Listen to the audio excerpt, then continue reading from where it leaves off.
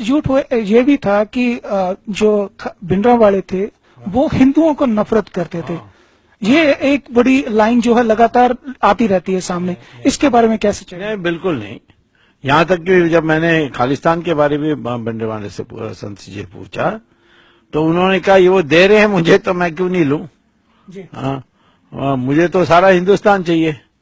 तो वो तो हमारे लिए मान्य है क्योंकि सारा हिंदुस्तान सबका है। जी। हाँ, तो वो तो देखिए वो बड़े सीधे संत जी बहुत सीधे थे। ये दुष्ट अखबार वालों को पैसा देकर भेजते थे।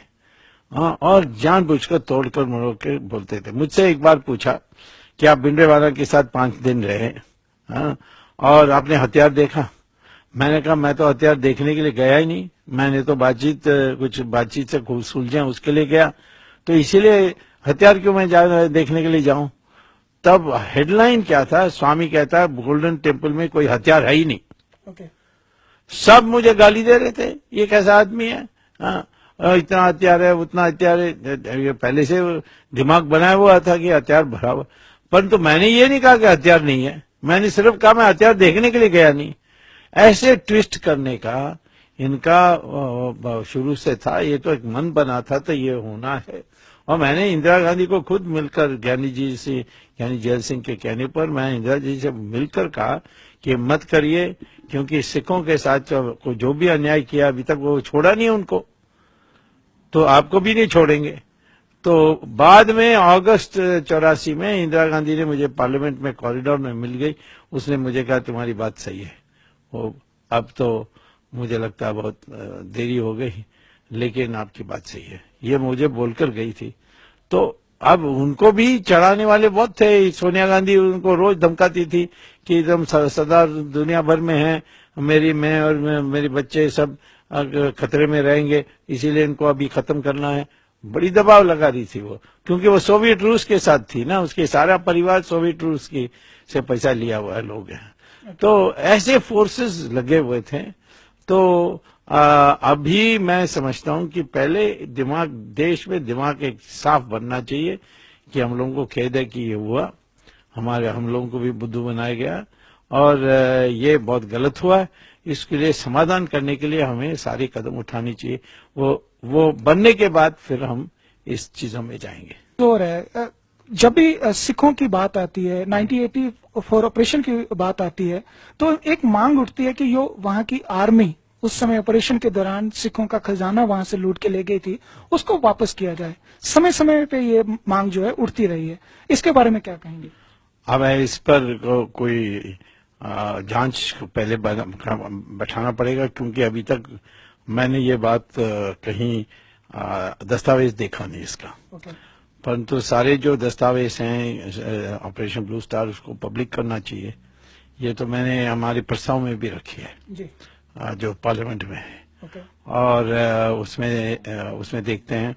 दूसरा है कि होम मिनिस्ट्री से भी मैंने ये चिट्ठी लिखकर पूछा है कि इसमें कोई तथ्य है तो हमें बताइए।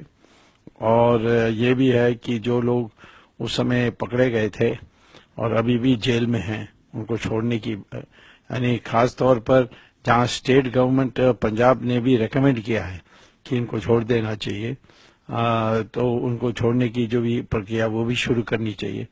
तो ऐसे बहुत मुद्दे हैं।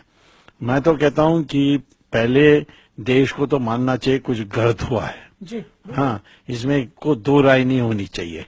हाँ, तो क्योंकि कांग्रेस ने ऐसी प्रोपेगेंडा की थी कि सब झूठ है, कि वहाँ ट्रांसमीटर है, CIA से बात हो रही है। मुझे सोवियत रूस के एम्बेसडर ने खुद कहा कि आप इसका क्यों उठाते हैं, आप जानते नहीं हैं कि वो वहाँ भिंडरांवाला रोज CIA से बात करता है।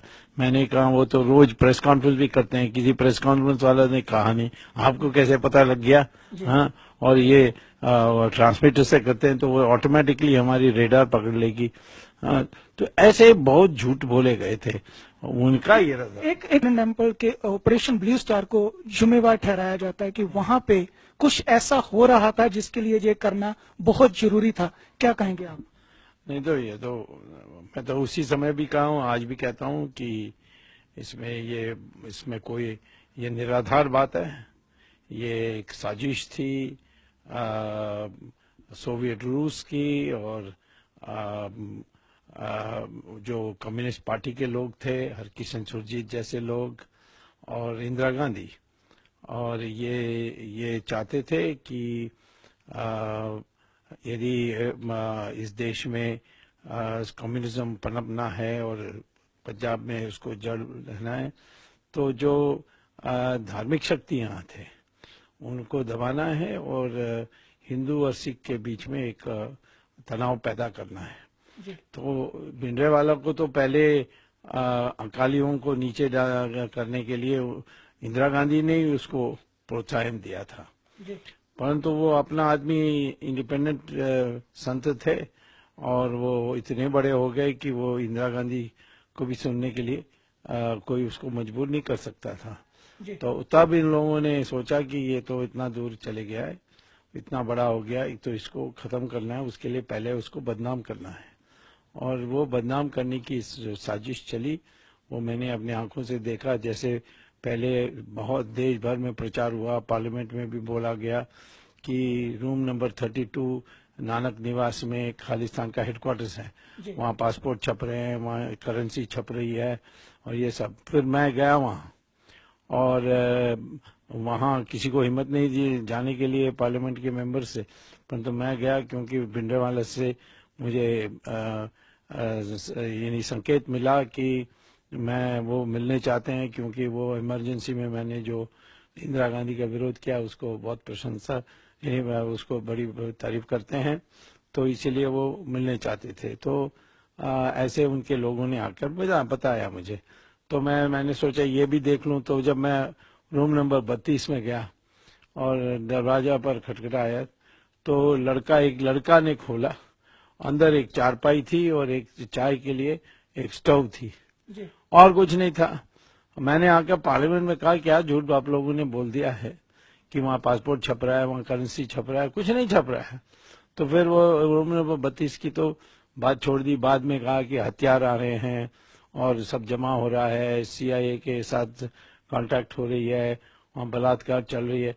ये सारी उन्होंने माहौल बनाकर अपने समाचार अखबारों से जो पब्लिक को, जो पंजाब में नहीं परंतु सारा देश में, को गुमराह करने के लिए कोशिश की थी।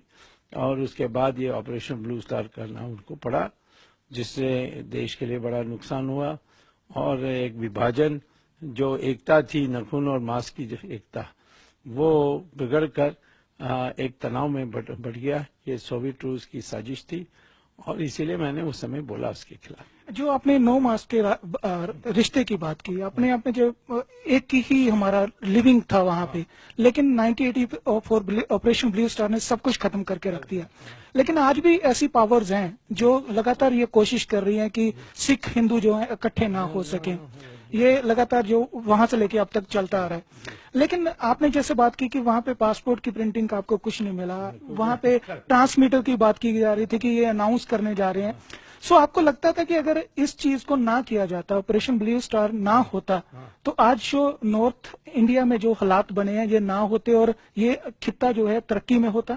बिल्कुल, हिंदू सिख के फिर वो बंटवारा ही नहीं होती, परंतु कांग्रेस को कुछ जगह ही नहीं होती। उन्होंने अपने स्वार्थ के लिए देश का जो हित है उससे उसको उल्लंघन किया, उसका साथ उन्होंने उसको ठेस पहुंचाया।